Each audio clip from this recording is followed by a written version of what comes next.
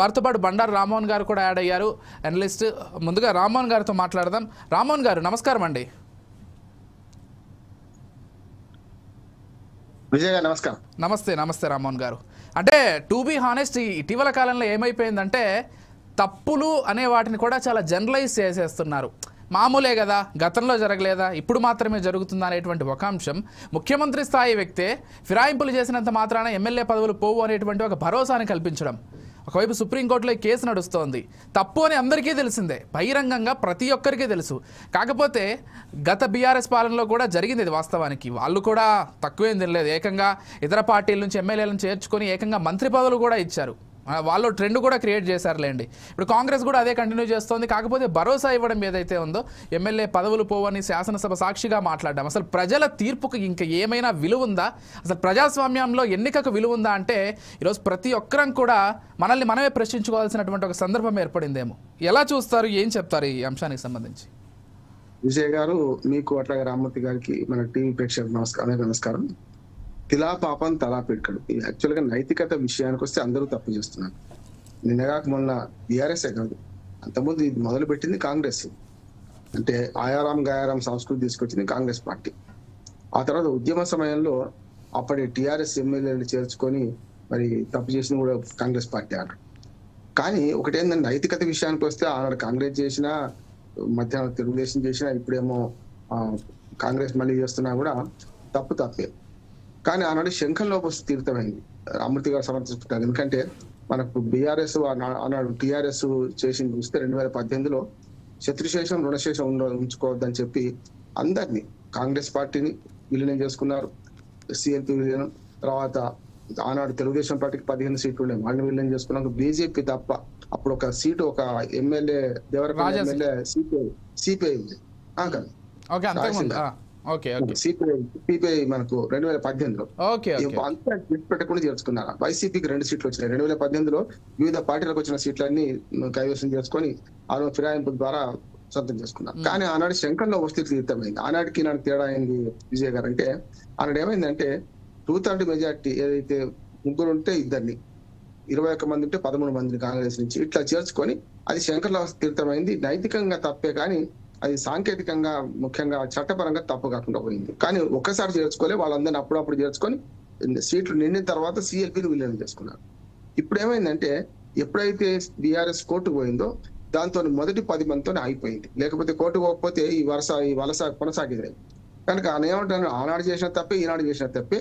ఆనాడు శంకర్లో వచ్చి తీర్థం చేసుకున్నారు. ఇవాళేమో వీళ్ళు 10 దాటి పోలేదు. ఎందుకు పోలేదంటే మొదలు హైకోర్టుకు పోవడం, స్పీకర్ దగ్గర పిటిషన్ వేయడం, తర్వాత హైకోర్టు డివిజన్ బెంచ్ కూడా, ఇప్పుడు సుప్రీంకోర్టులో పిటిషన్ పెండింగ్ లో ఉండడం వల్ల వీళ్ళు భయపడి ఆగిందని నేను అంటున్నాను. భయపడి ఆగమే కాదు, ఇప్పుడు ఈ మొత్తం ఫిరాయించిన 10 మందిలో ఒక ఇద్దరేమో పూర్తిగా చట్టపరంగా చిక్కిన వాళ్ళు. అంటే దానం నాగేంద్ర గారు అయితే బీఆర్ఎస్ నుంచి ఎమ్మెల్యే గెలిచిండు, తర్వాత ఎంపీగానేమో కాంగ్రెస్ నుంచి పోటీ చేసిండు, వైట్ అండ్ బ్లాక్ లో కనపడుతుంది. అలాగే అరకపూడి గాంధీ ప్రతిపక్షానికి రావాల్సిన సీట్ను, మన పదవిని దాన్ని తీసుకున్నాం, చూస్తున్నాం కదా మనం. అంటే వాళ్ళందరూ కూడా చేరింది నిజమే. కానీ ఇప్పుడు మెడ మీద కత్తి వేలాడుతుంది కనుక వీళ్ళందరూ కూడా ఏమంటున్నారు, ఇప్పుడు అవి దేవుడు కలపాలంటున్నారు. లేకపోతే డైరెక్ట్ గా కొందరైతే ఎంత పుకాయిస్తున్నారంటే మధ్యన ఉరుమును మంగళ మీద పడ్డట్టు మన మీద నెడుతున్నారు. అంటే ప్రెస్ మీడియా మీద నెడుతున్నారు. ఏమని, వాళ్ళ మీద కేసు వేస్తానని బండ్ల కృష్ణమోహన్ రెడ్డి గద్వాల్ ఎమ్మెల్యే, ఆయన ప్రెస్ మీద మీడియా మీద కేసు వేస్తా అంటున్నాడు. అట్లాగే గూడెం మహిపాల్ రెడ్డి పటాన్చెరు ఎమ్మెల్యే, ఆయన ఏమంటున్నాడు, నాకు రాజశేఖర రెడ్డి గారి ఇష్టం, ఆయన ఫోటో పెట్టుకుంటా, ఈయన ఫోటో పెట్టుకుంటాడు. ఇప్పుడు నిన్న అసెంబ్లీ సాక్షిగా మన రేవంత్ రెడ్డి గారు మాట్లాడిన మాటల్లో నా ఉద్దేశం అయితే సాంకేతికంగా తప్పు లేదు. అంటే యాక్చువల్ గా అసెంబ్లీకి ఒక ఇమ్యూనిటీ ఉండేది, లోపల అసెంబ్లీలో కూడా మాట్లాడేది. ఎక్కడ సుప్రీంకోర్టు పేరు కానీ సుప్రీంకోర్టు మాట కానీ మాట్లాడకుండా పోదన్నాడు. కానీ ఇది పరోక్షంగా కాదు, ప్రత్యక్షంగానే ఈ సుప్రీంకోర్టు రేపు ఏమి తీర్పు చెప్పదు, ఆనాడు లేని చట్టం ఈనాడు ఎందుకు వచ్చింది, కొత్తగా అప్పుడైనా ఇప్పుడైనా ఒకటే అంటున్నాడు. కానీ ఇప్పుడు ఒకటి కాదు. అప్పుడేమో నేను చెప్పాను కదా, చట్టపరంగా 2/3 మెజార్టీతో చేరిన పార్టీలు అవన్నీ కూడా, దానివల్ల యూఆర్ఎస్ కు నైతికంగా తప్పైనా సరే, రాజకీయంగా తప్పైనా సరే, ఏదైతే చట్టపరంగా ఒక రకంగా చెప్పాలని ఒక మాటతో ముగిస్తాను.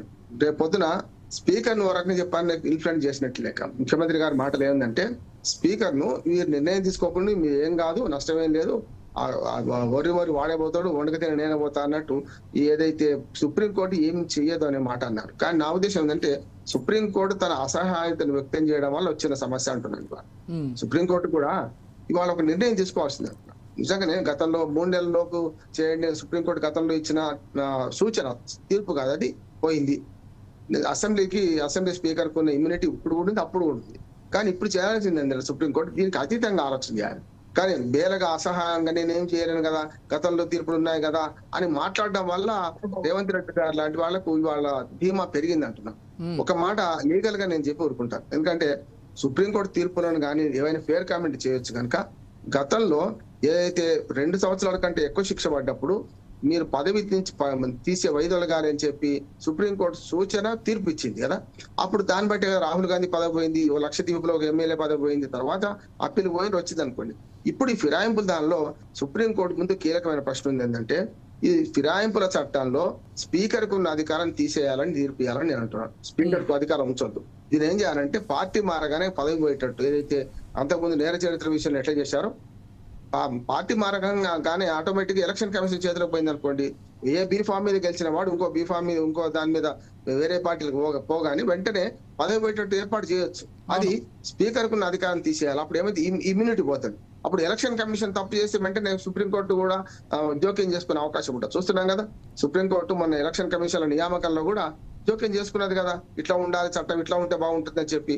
అప్పటికి కేంద్ర ప్రభుత్వం దానికి తప్పింది. ఇప్పుడు నేనేమంటున్నానంటే సుప్రీంకోర్టు ఇట్లా అసహాయంగా బేలగా నా చేతిలో లేదు కదా, వాళ్ళు చేశారు కదా, స్పీకర్ కున్న ఇమ్యూనిటీ ఉంది కదా అని అన్నారు అనుకోండి, రేపు ఫిరాయింపుదారులందరికీ ఇది ఒక రకంగా ఒక ధీమా ఇచ్చినట్టు భవిష్యత్తులో విపరీతం అయిపోతుంది.